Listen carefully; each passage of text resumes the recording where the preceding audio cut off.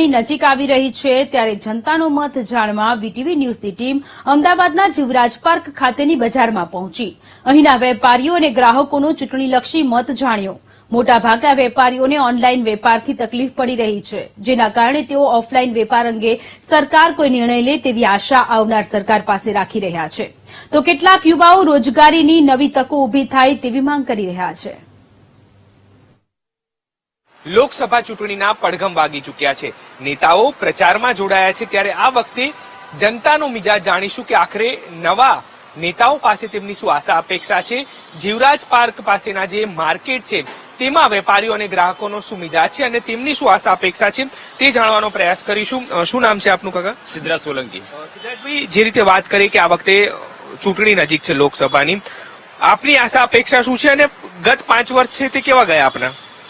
ગત 5 વર્ષમાં જે આપણે કોરોના ને બધું જોયું એમાં જે તકલીફો ઘણી બધી વેઠી અને ત્યાર પછી જે માર્કેટ અમારું પણ એમ કહેવાય કે પહેલા કરતા ઘણું સુધરી ગયું છે અને આશા એવી રાખે છે કે મોદી સાહેબ જે પ્રમાણે વિકાસની વાત કરે છે અને વિકાસ થઈ રહ્યો છે, આપણે એમાં ના નહીં, પણ અમારે જે અમારા ધંધાવાળાને જે અમને જે તકલીફ પડે છે કે ઓનલાઈનમાં જે લોકો વળી જાય છે અને અમે જે રેન્ટ ઉપર હોઈએ અથવા તો પોતાની દુકાનવાળા હોય મેક્સિમમ બેસી જ રહીએ છીએ, ધંધો થતો જ નથી.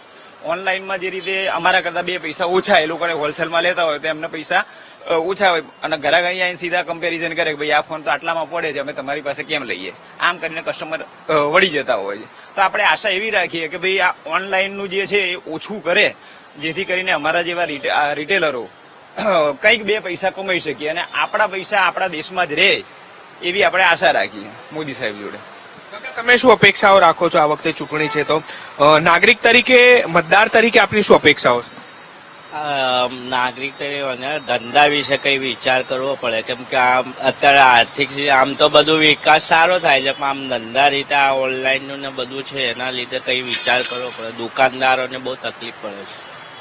કેવી હાલાકી પડે? આમ તમને બજેટ પર કેવી અસર થાય? બહુ ખાસું ફરક પડે. જે નાગરિકો છે કે જે અલગ અલગ રિવ્યુ આપી રહ્યા છે, કારણ કે તેમની પણ આશા અપેક્ષા જે છે તે જોવા મળી રહી છે. મોબાઈલ દુકાનમાં જઈશું અને ત્યાં લોકો શું કહી રહ્યા છે, તેમની શું આશા અપેક્ષા છે, વેપારીઓ શું કહી રહ્યા છે. શું નામ છે મોટાભાઈ તમારું? નિરંજન કુમાર. નિરંજનભાઈ, આ રીતે આ વખતે જે ચૂંટણી આવી રહી છે, ખાસ કરીને આપ વેપારી છો, ગત 5 વર્ષ કેવા રહ્યા? શું આશા અપેક્ષા છે આપની? કેવા નેતા હોવા જોઈએ આ વખતે?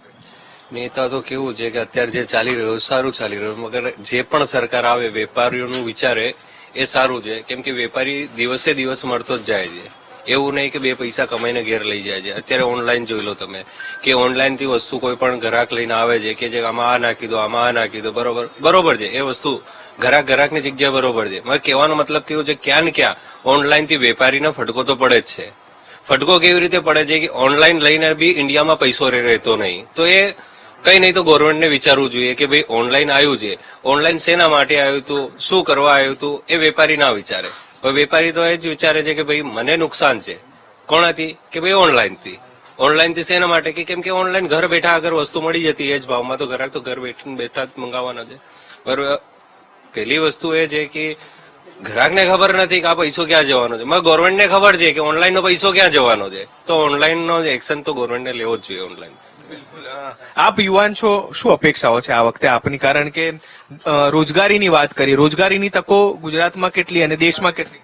રોજગારીની તકો જોઈએ તો રોજગારીની તકો છે જ નહીં. અત્યારે યુવા અત્યારે મરી જ રહ્યો છે, નથી નોકરી, નથી ગવર્મેન્ટના અંદર તમે જોઈ લો અત્યારે 12,000 ભરતી બહાર પડી, એના અંદર બી એક જાતનો ફ્રોડ જ છે.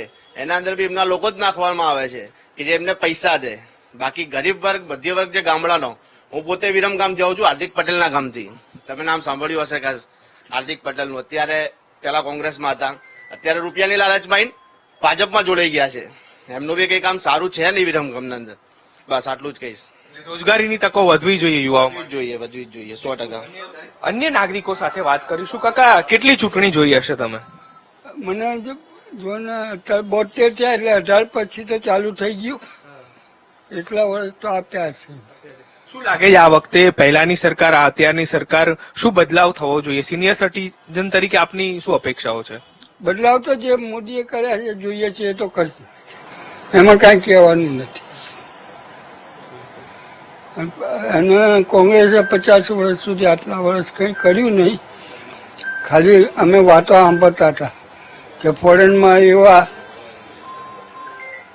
રેડિયો છે કે દેખાય માણસ, ત્યારે અહીંયા માણસને રેડિયો લેવાની પોઝિશન નહોતી, બરાબર. એ પછી આવતા ટીવી બીવી ઇન્ટરનેટ બધું આવી ગયું. કોંગ્રેસ રાજમાં કંઈ હતું જ નહીં. ટેકનોલોજીનો વિકાસ કર્યો છે. ટેકનોલોજી કાંઈ નહોતી, બિલકુલ. હા, શૂન્ય, જીરો. બિલકુલ અન્ય લોકો સાથે બી વાત કરીશું. તમારી શું અપેક્ષાઓ છે? એ અપેક્ષાઓ તો ઘણી બધી છે રોજગારીની હાથે, પણ એની સામે આપ્યું તો છે ખરું. કારણ કે બધા જયારે ઇલેક્શન આવે ને જો ત્યારે મીડિયા વાળા ચાલુ થઈ જાય, લોકો ચાલુ થઈ હવાનો પર્પઝ સોલ્વ કરવા. નેતાઓ બી ઇલેક્શન આવતા હોય ત્યારે જ આવતા હોય, તો આ વખતે સ્થાનિક લેવલના શું મુદ્દા છે તમારા? તમે જોવા જાઓ તો આજે તમારું સનાતન ધર્મનું ડેવલપમેન્ટ થયું છે, એની સામે આપણે એવું હિન્દુ લોકોને એટલું થયું કે મારે જીવવાનું તક છે. અત્યારે લોકો ડરતા હતા. તમને કહું 1985માં જયારે અમદાવાદમાં આવ્યો ને ત્યારે પાલીની પેલી બાજુ જતા લોકોને ડર લાગતો હતો. એટલે એક તો એ ડર દૂર થયો છે અને એ જરૂરી છે. તો તમારો દેશ હશે તો તમે હશો. તમે એમ કહો કે મારે રીંગણાનો ભાવ 25 રૂપિયા છે, પહેલા ખેડૂતને આપવા જોઈએ કે ના જોઈએ? એટલે લોકોનું કેવું સેલ્ફિશ માઇન્ડ થઈ ગયું અત્યારે. મને ફાયદો થાય તો હું વિચારું, બાકી સરકારના કામ એવું. પણ ઓવરઓલ જોવું તો આજે ડેવલપમેન્ટના કામ થયા. હું પોતે ખેડૂત છું, કોમ એન્જિનિયર છું, બરોબર. આજે ગામડે સાહેબ જાઓ ને તો ગામડે ખેડૂતોને આપ્યું છે અને ઘર ચલાવવો કોઈ નથી આવવાનું. એની સામે ઓનલાઈન કરતા આજે ખેડૂતોના ખાતામાં પૈસા જાય છે, પ્લસ નેચરલ આપેલી શું કે ક્લેમિટી કઈ પણ થાય તો પૈસા આવે છે, પ્લસ એ લોકોને જે તલાટીઓને અને સરપંચને પૈસા જે કેશ ડોનેશન આપવા પડતા નથી આપવા પડતા. આજે વિધવા સહાય છે તો સીધી એના ખાતામાં જાય, છોકરાઓ માટેના પૈસા સ્કૂલમાં આવે તેના ખાતામાં જાય. એટલે એ કામ એક બહુ સારામાં સારું અને એમાં હજુ ડેવલપમેન્ટની જરૂર છે. બિલકુલ વિકાસ થયો છે. બિલકુલ આપ શું કહેશો? યુવા છો, વિકાસ કેટલો થયો છે અને યુવા વર્ગને આ વખતે શું અપેક્ષા છે? યુવા વર્ગને નોકરી મળવી જોઈએ, નોકરી મળતી નથી, એ રખડે છે. જેની જોડે MBA છે, ડિગ્રીઓ છે, એ નથી, એને નોકરીઓ મળતી નથી. એજ્યુકેશનનો ધંધો બનાવી લીધો છે. સરકારી સ્કૂલોમાં સુવિધા મળતી નથી, હોસ્પિટલોમાં સુવિધા મળતી નથી. તમે જાઓ પ્રાઇવેટોમાં બધી સુવિધા મળે છે કે ત્યાંથી ડોક્ટરોને પૈસા મળે છે, ગવર્મેન્ટને ત્યાંથી પૈસા મળે છે. નોર્મલ હોસ્પિટલમાં તમે જાઓ, સરકારી હોસ્પિટલમાં જાઓ, એને કઈ સુવિધા મળતી નથી. નોર્મલ ગામડામાં તમે જતા રહો. ગુજરાતમાં ખાલી 4 સિટીને ડેવલપ કર્યું છે, બીજા તમે અન્ય ગામડામાં જતા રહો, ત્યાં સુવિધા કશું છે જ નહીં. શું બોલવાનું? બિલકુલ. એટલે આ વખતે યુવાઓને આશાઓ છે કે ક્યાંક રોજગારી મળે. એ રોજગાર મળવું જોઈએ. જે હિન્દુ મુસ્લિમ ચાલે છે આખા દેશમાં એ ના થવું જોઈએ. ભાઈચારાથી રહેવા જોઈએ. નોર્મલ હિન્દુ મુસ્લિમ ના થાય એ જ છે. લોકોને અપેક્ષાઓ ખૂબ રહેલી છે, એટલે કે વેપારી વર્ગ હોય કે યુવા વર્ગ, તમામ જે છે તે ક્યાંક અપેક્ષાઓ રાખી રહ્યો છે કે તેમના રોજગાર જે છે તે વધી શકે, સાથે જ જે તકલીફો છે તે આવનાર નેતા દૂર કરે તેવી અપેક્ષા રાખી રહ્યું છે. કેમેરામેન અજય સાથે દીપક સોલંકી, VTV ન્યૂઝ, અમદાવાદ.